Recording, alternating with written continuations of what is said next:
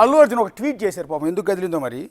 నా ఫ్యాన్స్ తమ అభిప్రాయాలను బాధ్యతాయుతంగా వ్యక్తపరచాలని, ఎవరిని వ్యక్తిగతంగా కించపరిచే విధంగా పోస్టులు వేయొద్దని నా విన్నపం.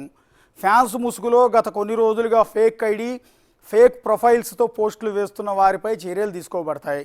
నెగిటివ్ పోస్టులు వేస్తున్న వారికి దూరంగా ఉండాలని నా ఫ్యాన్స్కి సూచిస్తున్నాను. ఇది అల్లు అర్జున్ గారు పాపం ఎందుకు ఈ పరివర్తన చెందారో, ఎందుకు ఈ పాశ్చాత్తాపం జరిగిందో, ఎందుకు చెప్పారో తెలియదు. కానీ నా ఫ్యాన్స్ తమ అభిప్రాయాలను బాధ్యతాయుతంగా వ్యక్తపరచాలని, ఎవరిని వ్యక్తిగతంగా కించపరిచే విధంగా పోస్టులు చేయొద్దని నా విన్నపం. ఫ్యాన్స్ ముసుగులో గత కొన్ని రోజులుగా ఫేక్ ప్రొఫైల్స్తో పోస్టులు చేస్తున్న వారిపై చర్యలు తీసుకోబడతాయి. నెగిటివ్ పోస్టులు వేస్తున్న వారికి దూరంగా ఉండాలని నా ఫ్యాన్స్కు సూచిస్తున్నాను. అయ్యా అల్లు అర్జున్ గారు, నీ ఫ్యాన్స్ మూర్ఖంగా చేసే కామెంట్స్ ఎంత దారుణంగా ఉన్నాయంటే, వాళ్ళ ఇళ్లలో ఫ్యామిలీస్ని తిడుతూ ఉన్నారు, వాళ్ళ ఇంట్లో ఆడబిడ్డలను తిడుతూ ఉన్నారు. నేను కూడా బాధితుడినే. అల్లు అర్జున్ తప్పు, ఇట్లా చేసింది తప్పు అని నా వ్యక్తిగత అభిప్రాయాన్ని నేను ట్విట్టర్లో పెడితే, నీ ఫ్యాన్ ఒకడు అత్యంత దారుణంగా నన్ను నా కూతుర్ని తిడుతూ పోస్టులు పెట్టాడు. నేను హైదరాబాద్ సైబర్ క్రైమ్ కంప్లైంట్ ఇచ్చా, ఇంతవరకు పోలీసులు ఏమి రియాక్ట్ అవ్వలేదు, అది వేరే విషయం అనుకోండి. సో అల్లు అర్జున్ గారు వాళ్ళు మీరు ఒక మాట చెప్తూ ఉన్నారు, I appeal to all my fans to express there feelings responsibly as always. And అంటే స్పష్టంగా తెలుగులో, నా ఫ్యాన్స్ తమ అభిప్రాయాలను బాధ్యతాయుతంగా వ్యక్తపరచాలని, ఎవరిని వ్యక్తిగతంగా కించపరిచే విధంగా పోస్టులు వేయొద్దని విన్నపం. ఫ్యాన్స్ ముసుగులో గత కొన్ని రోజులుగా ఫేక్ ఐడి, ఫేక్ ప్రొఫైల్స్తో పోస్టులు వేస్తున్న వారిపై చర్యలు తీసుకోబడతాయి. నెగిటివ్ పోస్టులు చేస్తున్న వారికి దూరంగా ఉండాలని నేను కోరుతున్నాను. అల్లు అర్జున్ గారు, ఇన్నాళ్ళకు మీరు నిద్రలేశారు, కానీ గత కొద్ది కాలంగా నీ ఫ్యాన్స్ ముసుగులో, నీ ఫ్యాన్సే ఏమని బెదిరిస్తున్నారు తెలుసా? As an Big TV executive editor నేను కూడా విక్టిమ్నే. నేను ఇది తప్పు అని బాధితురాలి తరపున ఆ బాధితురాలికి న్యాయం చేయండి, ఆ బిడ్డకి న్యాయం చేయండి అని నేను ట్విట్టర్లో పోస్ట్ పెడితే, నీ అభిమాని, నీ కరడిగట్టిన సైకో ఉన్మాద ఫ్యాన్ ఏమని పెట్టాడంటే, నీకు ఎదిగిన కూతురు ఉంది, రేపు జరగరానిది జరిగిందనుకో, నువ్వు పెడుతున్న పోస్టులకి వల్ల తిరిగి నీ కూతుర్ని పబ్లిసిటీ చేస్తారు, సోషల్ మీడియా ముందు తర్వాత బూతులు పెట్టాడే, నేను చదివినిపించలేను. నీ ఫ్యామిలీ ముఖ్యం నీకు, అది చూసుకో. అల్లు అర్జున్ కోట్లకు అధిపతి, చిన్నవాడు కూడా కాదు. మనకి ఇంట్లోనే సరిగ్గా ఒక పూట భోజనం ఉండదు. అల్లు అర్జున్ మీద పోస్టులు పెట్టే స్థాయి అనేది, నీ అంతు తేలుస్తారు, నిన్ను సావగొడతారు, నీ కూతుర్ని ఏదైనా చేస్తారు అంటూ నీ అభిమాని వీడు కృష్ణ భరత్ కేబీ అంట.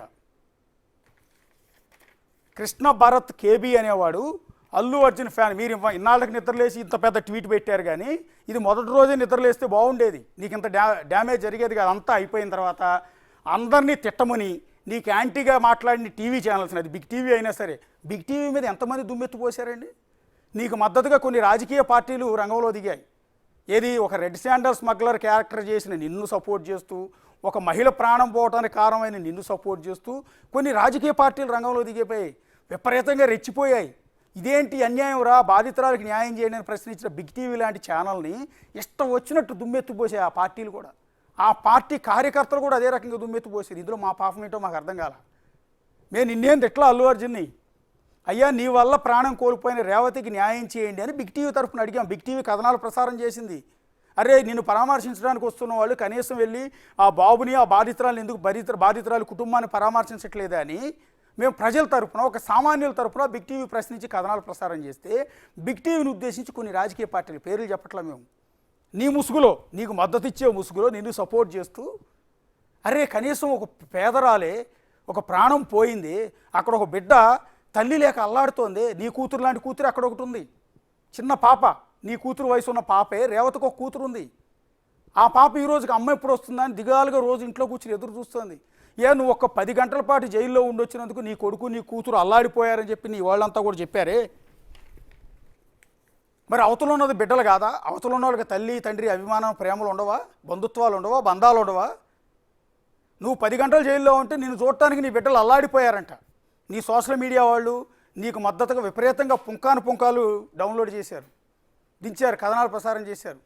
కానీ మరి అవతల రేవతి చచ్చిపోయింది, రేవతి కొడుకు చావు బతుకుల్లో ఉన్నాడు, రేవతి కూతురు మా అమ్మ ఎప్పుడు వస్తుందని నాన్న రోజు అడుగుతూ ఏడుస్తోంది. ఆ తల్లి రోజు సాయంత్రం అవగానే అమ్మ అన్నం తినిపించేదే, అన్నం తినిపించడానికి వాళ్ళ అమ్మ రాలేదే అని చెప్పి ఆ బిడ్డ ఏడుస్తోంది. ఒక ఆడపిల్ల, నీ కూతురు వయసే, నీ కూతురు అర్హ ఉంది కదా, అర్హ వయసు ఉన్న పాపే, ఇంకో చిన్నారి పాప అక్కడ వాళ్ళ ఇంట్లో రేవతి ఇంట్లో ఏడుస్తుంది ప్రతిరోజు ఈ రోజు కూడా. ఆ పాప ఏం మాట్లాడింది కాసేపట్లో మీకు చూపిస్తాం. ఇది ఇవాళ ఇన్నాళ్ళ తర్వాత నువ్వు నిద్రలేసి ఒక ట్వీట్ చేసావు, కానీ ఇక జరగాల్సిందంతా జరిగిపోయింది. ఆల్రెడీ బిగ్ టీవీ లాంటి ఛానల్స్ని దుమ్మెత్తు పోశారు, ఏది నువ్వు చేసింది తప్పు అన్నందుకు. సో ఇప్పుడు ఈ లైవ్ షో తర్వాత కూడా ఎన్ని తిడతారో తెలియదు. ఇప్పుడు యూట్యూబ్ కామెంట్స్లో ఒకసారి చూస్తే ఆ ఉన్మాద మోకలు, నీకు సపోర్ట్ చేస్తున్న రాజకీయ పార్టీలు, వాళ్ళ కార్యకర్తలు, నీ ముసుగులో ఉన్న ఆ ఉన్మాద అభిమానులు, నువ్వు తయారు చేసిన సైకోలు కొంతమంది ఏ రకమైన తప్పుడు కామెంట్స్ పెడతారో కూడా చూడండి ఒకసారి యూట్యూబ్